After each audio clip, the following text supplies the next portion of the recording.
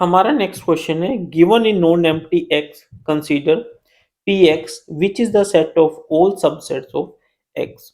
Define the relation R in px as for subsets AB in px A relation to B if and only if A is a subset of B. Is R an equivalence relation on px? Justify your answer. कैसे करेंगे देखिए given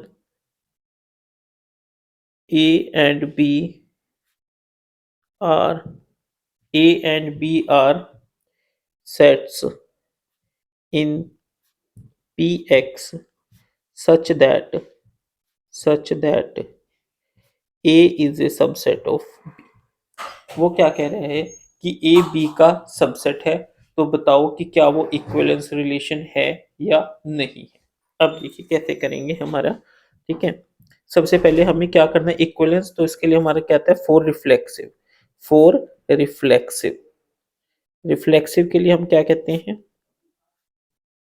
for all A that belongs to A should belongs to R। ये हमारा क्या होता है reflexive की property होती है। अब देखिए now now we know that we know that every set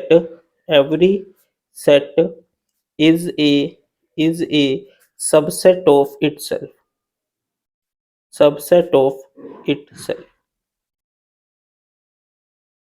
कोई भी हमारा सेट हो वो एक अपना खुद का सबसेट तो होगा ही होगा। It means for all A that belongs to Px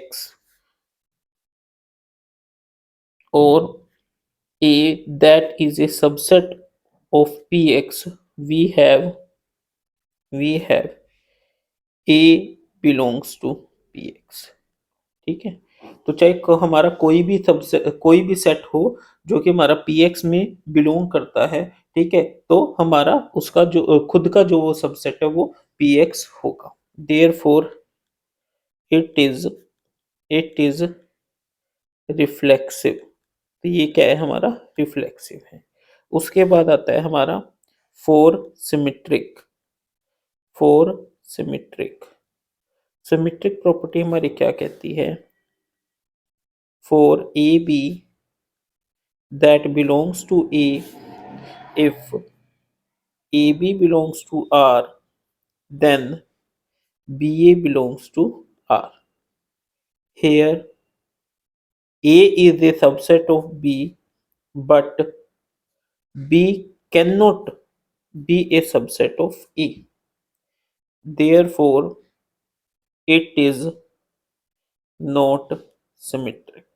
ठीक है क्या कह रहा है वो कि ये हमको दे रखा है कि A B का सबसेट है इक्वल टू नहीं है उसका सबसेट है तो इट मींस A तो B का सबसेट है बट B A का सबसेट नहीं है तो इसका मतलब ये सिमेट्रिक नहीं। उसके बाद फोर ट्रांजिटिव फोर ट्रांजिटिव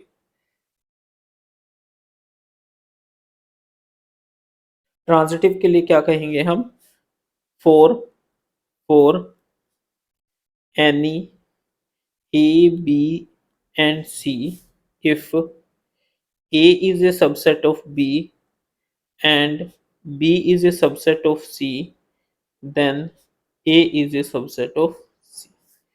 ठीक है therefore it is a transitive transitive relation. अब देखिए स्टूडेंट्स आपने ये चीजें लिख दी बट ये एग्जामिनर को इतने अच्छे से कई बार शायद ना भी क्लियर हो रहा है तो इस केस में हम एक एग्जाम्पल ले लेंगे।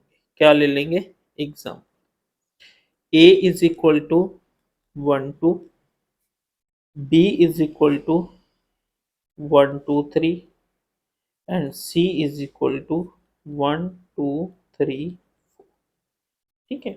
हेयर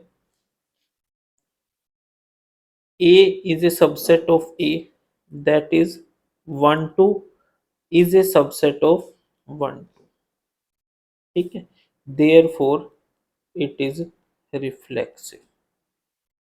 ठीक है students Now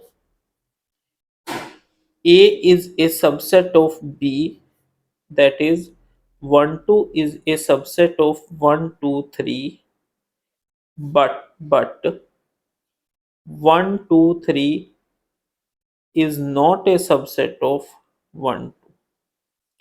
Therefore it is not symmetric. समझ आया स्टूडेंट्स?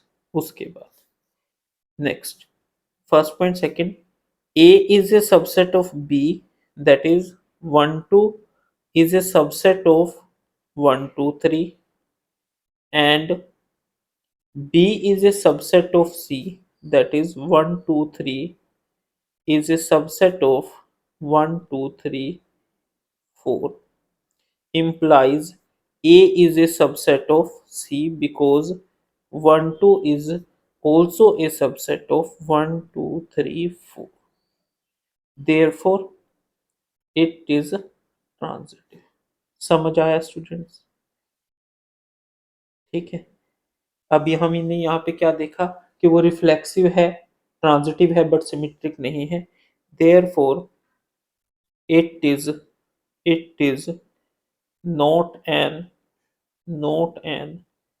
equivalence relation. ठीक है स्टूडेंट्स, ये एग्जाम्पल जो मैंने आपको बताया है वो इसलिए बताया है कि अगर आप ये छोटा सा एक एग्जाम्पल दे देते हैं तो उससे आपने जो ये एक्सप्लेनेशन लिखी है वो आपकी प्रॉपर जस्टिफाइड हो जाती है, या इन केस आपके लिखने में कहीं पे आप मार खा गए, आप प्रॉपर वर्ड्स को यूज नहीं कर पाए, तो एग्जामिनर को ये चीज समझ आ जाएगी कि आप क्वेश्चन को अच्छे से समझ चुके हो और उसमें आप क्या बताना चाह रहे हो. ठीक है स्टूडेंट्स, तो आपका जो बोर्ड है वो अटेम्पटेशन बहुत मैटर करती है इसमें, क्योंकि हमें वैसे क्वेश्चन आता होता है काफ़ी बच्चों को कि ये ऐसे करना है, ये ऐसे करना है, इसका ये मतलब है कि ए इसका सबसेट है बी का, बी सी का है तो ए सी का हो गया. इस तरीके से सभी बच्चों को, मोस्टली बच्चों को क्वेश्चन आता है, बट जब हम उसको अटेम्प्ट करने की बात करते हैं तो बच्चों को यही नहीं पता कि हमने इस क्वेश्चन को अटेम्प्ट कैसे करना.